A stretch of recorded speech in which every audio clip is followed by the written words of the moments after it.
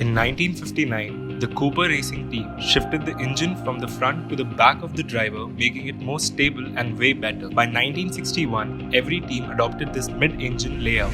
In 1967, British team Lotus introduced the Ford Bosworth DFV 3-litre V8 to the world, whereas Ferrari introduced their own engine, a flat 12.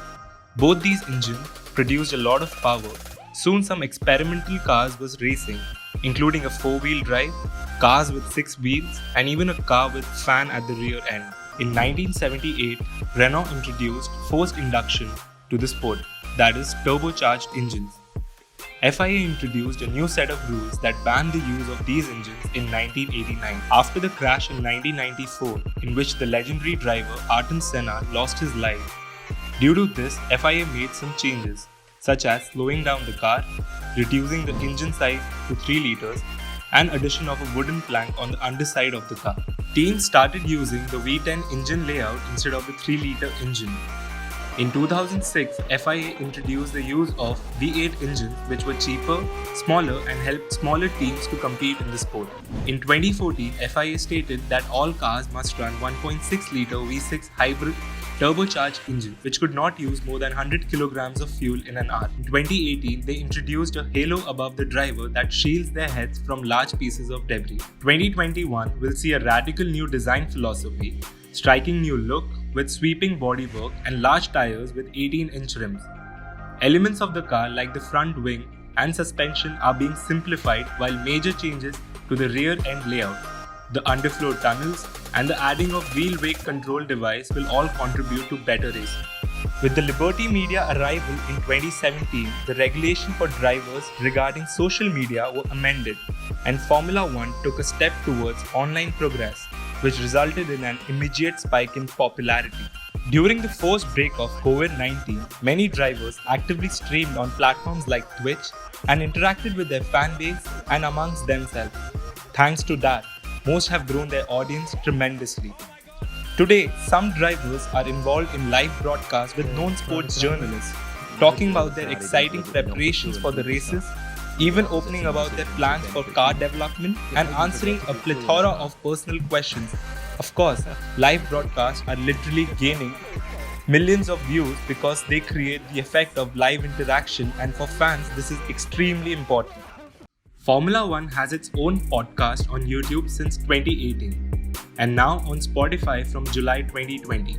F1 Paddock Pass, hosted by Will Buxton, who shares the latest paddock news with fans and talks with drivers, team leaders, and motorsport legends in exclusive episodes.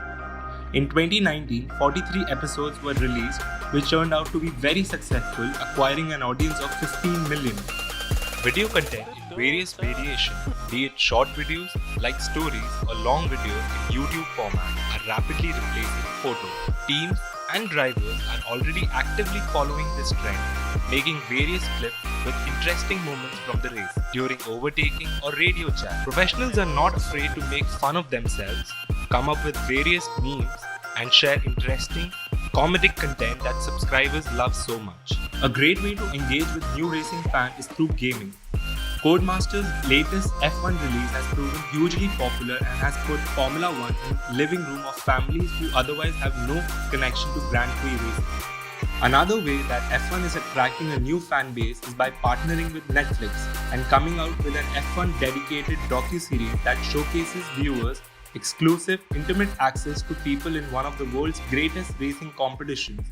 Formula One Drive to Survive reveals the true story of the high-octane sport, which goes beyond the fight to be number one.